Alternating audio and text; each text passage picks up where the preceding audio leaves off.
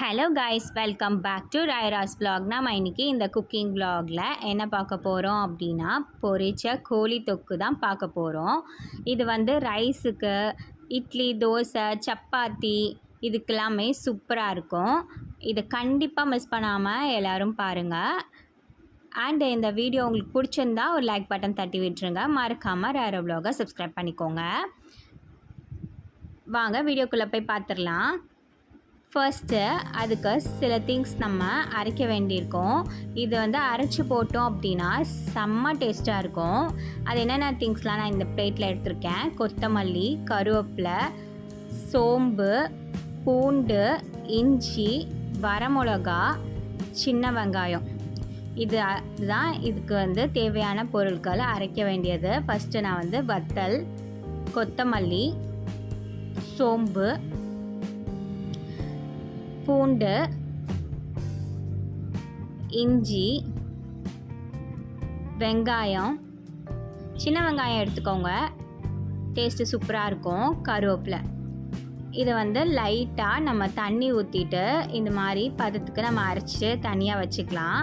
அதுக்கப்புறம் நான் சிக்கனை நல்லா வாஷ் பண்ணி எடுத்துட்டேன். அந்த அரைச்ச பேஸ்ட்டை வந்து இந்த இதில் நல்லா போட்டு மிக்ஸ் பண்ணி ஒரு 1/2 hour கிட்ட வச்சிடலாம். அப்புறமா நம்ம தாளிக்கணும் இல்லையா? ஃபர்ஸ்ட்டு ஆயில் ஊற்றிட்டு சோம்பு போட்டுக்கோங்க. நான் ஒரு 2 வெங்காயம் போல் குட்டி குட்டியாக சாப் பண்ணியிருக்கேன். அது கூடவே பச்சை மிளகா போட்டு நல்லா வதக்கி விட்டுக்கோங்க. அடுத்ததாக ஒரு டீஸ்பூன் போல் இஞ்சி பூண்டு பேஸ்ட்டையும் போட்டு நல்லா நம்ம ஒன்று சேர வதக்கி விட்டுக்கலாம். நெக்ஸ்ட்டு வந்து ஒரு 2 தக்காளி பழம் போல் நான் எடுத்திருக்கேன். அதையும் நல்லா இந்த வெங்காயத்துக்கு கூட நல்லா ஒன்று சேர வதக்கி விட்டுக்கோங்க. ஃபஸ்ட்டு நம்ம ஊற வச்சோம் இல்லையா, அந்த சிக்கனை இப்போ வந்து அப்படியே பேனில் போட்டு லைட்டாக ஆயில் போட்டு இந்த மாதிரி பொரித்து தனியாக வச்சுக்கலாம். அது கூடவே நம்ம வெங்காயம் தக்காளி வதக்கணும் இல்லையா, நம்ம இந்த சிக்கனையும் போட்டுட்டு காஷ்மீரி மிளகா, red chilli powder, garam masala, pepper, உப்பு தேவைக்கு ஆட் பண்ணிவிட்டு ஒரு கிளான்ஸ் நல்லா மிக்ஸ் பண்ணி விட்டுக்கோங்க ஒன்று சேர. அதோட பச்சை வாசனை போகணும்ல, ஸோ அதனால் நான் இப்போ வந்து ஒரு 1.5 கிளாஸ் அளவுக்கு நான் தண்ணி ஆட் பண்ணிக்கிறேன். இப்போ மூடி போட்டு குக் பண்ணிவிட்டு இப்போ திறந்து பார்த்தோம் அப்படின்னா அவ்வளோ அட்டகாசமாக எண்ணெய் பிரிஞ்சு நல்லா திக்னஸாக ஆகிட்டே இருக்குது. இந்த ஸ்டேஜில் நீங்கள் உப்பு பத்தலை அப்படின்னா நீங்கள் இதில் ஆட் பண்ணிக்கலாம்.